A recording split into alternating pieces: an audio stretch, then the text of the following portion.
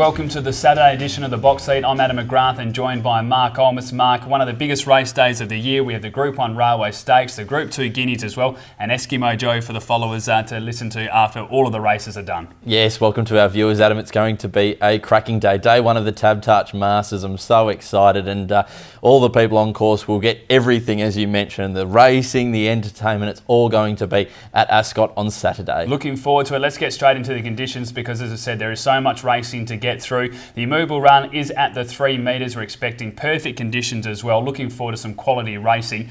Let's get straight into it, Mark, because race number 1, we start with a staying event over the 2,200 metres. There's the 8 runners to take a look at, and most of them have been going head-to-head in recent runs. They have indeed. One that's been going very well of recent time is number 2, the Forgotten One. Let's have a look at it winning last start. Got left flat-footed, Vidello Blue. Drive West is out there deeper. In the middle, Proxy tracking up with the Forgotten One. And they've had a good go at it too, and he races to a clear lead at the 150 from Badamajo, already famous. Then Proxy, Drive West, but the Forgotten One's extending and drawing right away from them. And the Forgotten One for Banjo wins at 2 lengths. Badamajo already...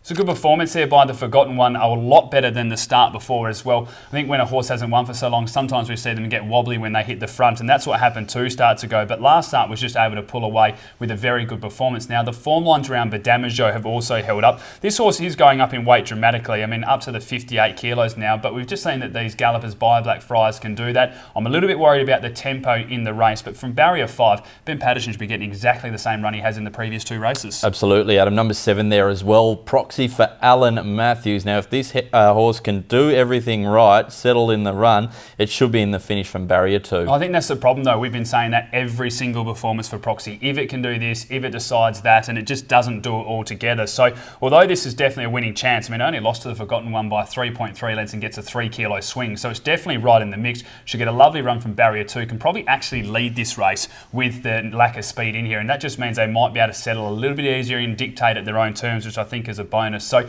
it is a winning chance, but it's always hard when you're throwing in the ifs as we have been doing. Yes, Adam. We've also got number 1 at the top there, already famous. Was a nice third last start and probably meets the Forgotten One better at the weights. This is another one that should be suited. Meets at 2 kilos better for that 3 length of feet as well. And again, can probably sit outside Proxy and lead this race through the early stages. Already famous, has a very good turn of foot with a 1.5 kilo claim. It definitely looks suited. But I'm going to go with the galloper by Blackfriars, number 2, the Forgotten One. From 7, Proxy, 1 already famous, and 6, our mate Al. I've got the 7 on top, Proxy, for the reasons you mentioned, Adam. Should be able to lead, give his head and go a long way in the run. Ahead of number 1, already famous, 2, the Forgotten One, and 6, our mate Al. Race number 2 at Ascot Markets over the 1,100 metres, and there's some progressive types in this race I'm looking forward to seeing going head to head. Yeah, not a bad little race this one, Adam. Let's go straight into the replay of Roger the Roman running second behind Seeker. Roger the Roman and Ishmael Khalid's back in the field with Seeker and Ruby can run. The comeback galloper Chinetti, though, kicked away a length and a half at the 200 from Greco. Laura May, Roger Roman down the outside. He draws the whip on Chinetti down the outside. Seeker's coming from the back of the field with a run. Seeker, Roger the Roman. Seeker's got the money. What a win.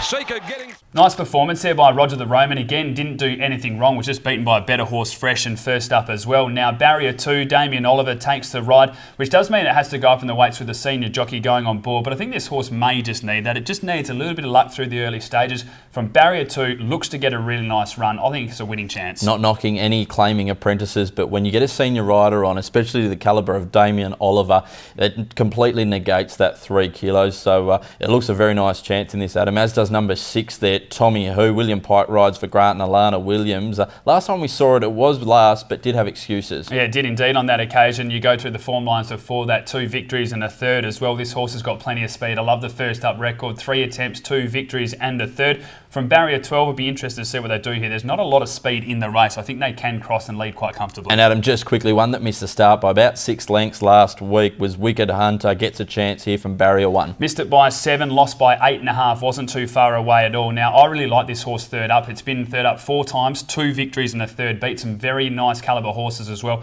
My only question mark here was the 1100. Hasn't won under 12. It's had 2 runs at 1100 and just fallen short. But from barrier 1, if they can sit a little bit closer and they do go hard in front with the likes of Tommy Who, even maybe Secret Assault pushing forward. I thought this horse could run a bit of a race, but I'll go with a reliable pair, the Williams and Pike factor. Tommy Who on top, from 2 Roger the Roman, 7 Wicked Hunter and 5 Sovereign Hall. Same Quinella for me, Adam. Different order. Number 2 ahead, Roger the Roman ahead of 6 Tommy Who, number 5 Sovereign Hall, and the 9 Prime Witness. Race number 3 at Ascot. It's over the 1,000 metres mark. This should be a very good race because there's a handful of these that are in really good form and stringing some nice wins together. Yeah, good speed in the race as well, Adam. One of those will be number 3, Lenience. Let's have a look at it. Running second behind State Solicitor. Wicked Hunter as they race around the home corner, and Lenience levelled up to Red Publisher, a length and a half to King of Woo. State Solicitor's under pressure, 150 left to go though. Lenience is the leader. State Solicitor wants to lay him, but he's running on. It's Lenience. State Solicitor straightening up. I think he's going to get there. He levels up, grabs the lead, and he's got the prize. If this race was over 1,200 metres, I think this would be close to one of the better bets of the day. But dropping back to the 1,000, I'm just not sure if Lenience has a natural speed to match it with horses like Travanator, Furious Dame, Delicate Miss, Chinetti, these types over the 1,000. These performances over the 1,200 have been so good. Definitely deserves a win, this 6-year-old, in really good form. But as I said, just a little bit worried about that drop back to 1,000 metres. Definitely in my 4 though. Number 1 is Travanator from the Daniel Pearce yard. Sarah Bonner takes off 3 kilos. Now last start, Alan Kennedy got suspended for his ride on the Travanator. That was in Group 3 company in the Prince of Wales, where Rock Magic won. Beat it by only 2 lengths, drops down to a 72 class. Even with the weight, looks very hard to beat. Just gets in nicely as well when you take a look at the weight of 72 plus. Go back 3 starts ago, carried 61 in a 72 plus, and in that same race, Furious Dame now meets at 4.5 kilos better for only 3 lengths of feet there. Sarah Bonner on board. I just hope they just push forward and let this horse just roll out in front. Great track and distance record. It's had 7 attempts at 7 victories at Ascot from 15 runs, so certainly goes well here. 6 wins from 10 attempts at the track and distance. For mine, will be on top in this race. Adam, you're on top selection. Travanator it is from number 5 Furious Dame, 3 Lenience and 9 Express Dancer. Travanator for me as well, Adam, ahead of the 3 Lenience, number 11 The River, the 3-year-old of the field, and the 2 Stratum Sphere. Race number 4 at Ascot. It's over the 1,500 metres. A pretty competitive affair here, Mark. I thought there was probably 5 or 6. They were about 2 lengths in front of the rest, but I found it hard to separate those 5 and 6. Yeah, a very tricky race indeed, Adam. Let's have a look at Corralabek though. First up, last preparation when it won over 1,650 metres. At the top of the home straight now, the leaders got swallowed up by Bono Vox, and now down the outside, Sir Dandy with its run, also Moment of Love, and Corralabek around the heels is starting to put in hard, and Slick Talker's scything its way through the middle with Profound Effect. Corralabek, Sir Dandy, Profound Effect down on the inside, but wider out. Corralabek got the head in front. First up, he's too good. So nice performance there by Corralabek. Definitely runs well fresh. 2 from 2 when first up. The recent trial was good. Has never finished outside the top 2 when racing at Ascot. Now, has to be a winning chance here, but the bar plate's going on, and a pretty handy field here with the likes of Cronkite, Sasso Circus, these types as well. I think it's its biggest test first up, but I'd be expecting it to run in the 4. The reason for showing that replay for our viewers out there, last preparation had the exact same preparation leading up, a 1,450 metre trial, then first up over the mile, and its first up record, it's unbeaten 2 from 2. So that's why we showed that replay. This horse can sprint really well fresh, even over that extended trip of 1,500 metres here.